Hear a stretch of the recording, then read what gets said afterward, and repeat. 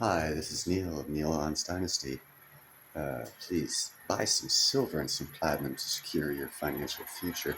Hold it for a couple of years. It's not crypto. It doesn't go up and down every 3 minutes. It's a good investment, in my opinion, not financial advice. This is also some, I feel, good advice. Be kind, helpful, and grateful because it's better than being a jerk. But that's not what this is about. What this is about is what's going on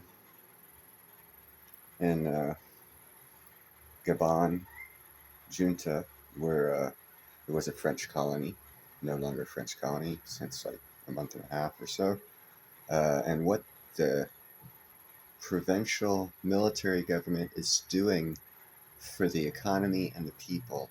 And ask the question when you hear this report, what other countries could benefit if they had a military coup that was so thoughtful to the country that they were supposedly taking back for the people? And I find this very interesting. Sorry, moving the camera around. I have to put my glasses back on. Here's the report. That it will invest more than $10 million and redistribute hundreds of luxury vehicles said to be part of ill-gotten wealth recovered from family and friends of ousted President Ali Bongo since the junta seized the reins of power about 6 weeks ago. According to Gabon's military junta, the government, established by interim President General Brice Oligui Nguema, has initiated negotiations to determine how best to use the assets taken from state officials and corporate executives under the rule of ousted President Ali Ben Bongo. Gabon's Prime Minister, Raymond Ndong Sima, revealed on state TV on Monday, October 9, 2023, that Nguema personally directed him to consult with all government ministries before investing the ill-gotten riches confiscated by the military junta since it seized control on August 30.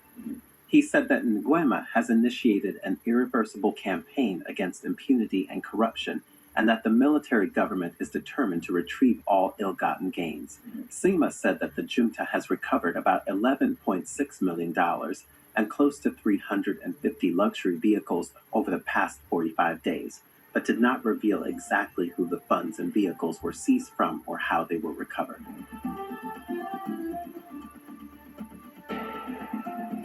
Prime Minister Sima further disclosed that he has issued guidelines on how to distribute the recovered vehicles. He believes the 344 vehicles recovered by his government from current and former senior state functionaries and partners of former President Bongo should be distributed to government institutions, particularly schools, universities, hospitals, and water and electricity companies, which require them to improve citizens' living conditions. Holy cow. He's actually going to redistribute wealth to the citizens of the nation that was being taken advantage of. These guys might want to run for election, and they're doing all the right things, in my opinion, to make that happen, if indeed they're doing what they say they're doing. My only question is, since America's running an oil pipeline through Niger and probably through these other countries, how much information this third world country that doesn't have a large or sophisticated, technologically advanced infrastructure for security and intelligence gathering is getting their information on banks, the cars, and the other things that they are getting, or the assets that they're obtaining. It makes me wonder, since they haven't mentioned America getting out of their country and stopping the oil pipeline, if America might not be helping them get this information. But this is neither here nor there. It's future. We'll find out in the future.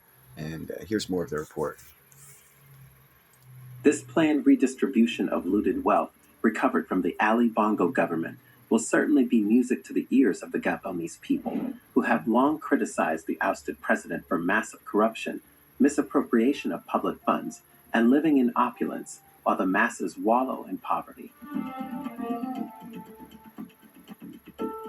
Indeed, Gabon is one of the richest countries in Africa in terms of per capita GDP, and oil accounts for roughly 60% of the country's earnings. But according to the World Bank, a third of the population still lives below the poverty line of $5.50 per day. $5.50 per day. 1/3 of that nation lives off of what we make in 20 minutes minimum wage out here in California. They for 1 hour, because it's like $17 minimum wage. So 1/3 of that, 1 hour's work is what those people make in one day. 1/3 of the nation. That is ridiculous when they have such resources. I can see why they're pissed at France. This reality is partly due to severe corruption that dates back to the presidency of Ali Bongo's father, Omar Bongo.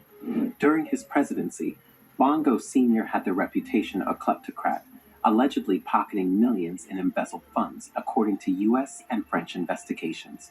These corruption allegations have been passed down from father to son. In 2021, the Pandora Papers investigation discovered that Ali Bongo had ties to clandestine offshore businesses in international tax havens. In 2022, French authorities prosecuted 4 of Bongo's siblings with embezzlement and corruption, and they believe Omar and Ali Bongo deliberately benefited from a fraudulently acquired real estate empire worth at least 85 million euros. And after the ousting of Ali Bongo in August 2023, state television broadcasted footage of government troops searching former cabinet members' houses and collecting trunks, luggage, and bags overflowing with banknotes of various currency. The junta has not specified how much money they believe previous officials retained, but the Ministry of Justice believes much of it was recovered from the deposed president's eldest son, Noureddin Bongo Valentin. As such, the deposed leader's son, along with 5 other close aides, were picked up and held in provisional detention to answer to many charges, including corruption, embezzlement, money laundering, illegal procurement and possession of wealth, and treason. You hear that last one, and treason. These guys ain't playing when they're going after this. If this gentleman who they got for treason's grandfather actually started embezzling this money, there could be hundreds of millions of dollars that these people will be able to recover. I am not a financial advisor, but seriously look at the Gabon junta area for investments, because if they are literally doing everything this report says they're doing, uh, there's going to be a lot of great opportunity for investment down there as people reach financial freedom for the first time in their lives and look to expand their own personal businesses and grow their own personal wealth. Great opportunity for smaller investors such as ourselves. Most of you who watch my channel aren't millionaires. I'm not a millionaire, but you heard the $5.50 a day is 1/3 of the nation lives on $5.50 a day.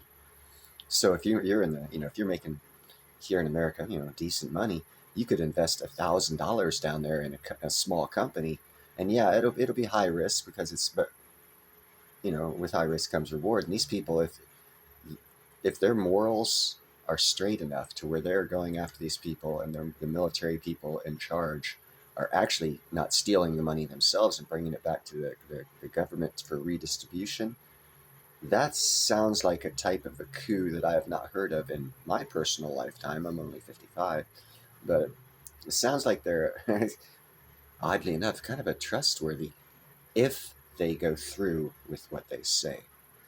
But I kind of sort of like what they're saying. It seems to be better for the actual people of that country, not just the French.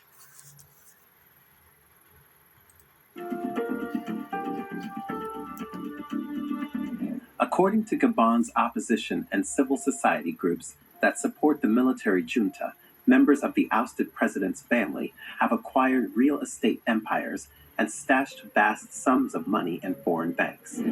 Consequently, while they have lauded this initiative by the current junta to redistribute the ill-gotten wealth recovered so far, they have also encouraged the Nguema administration to investigate the real estate empires and huge amounts of money hidden in foreign banks by the Bongo family and their close aides in the hopes of recovering more money that could ease high levels of poverty and reduce the gap between the majority poor and the few rich.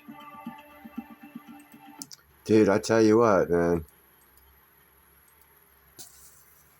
If that military coup is actually doing what they're saying they're doing, they could probably have a civilian operated government within 12 months, go back to elections. And because this doesn't sound like any coup I've ever heard of in our lifetimes.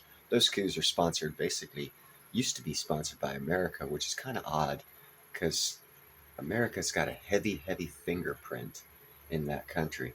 We have soldiers, 1800-ish soldiers in that country, and they're not even mentioning the US. So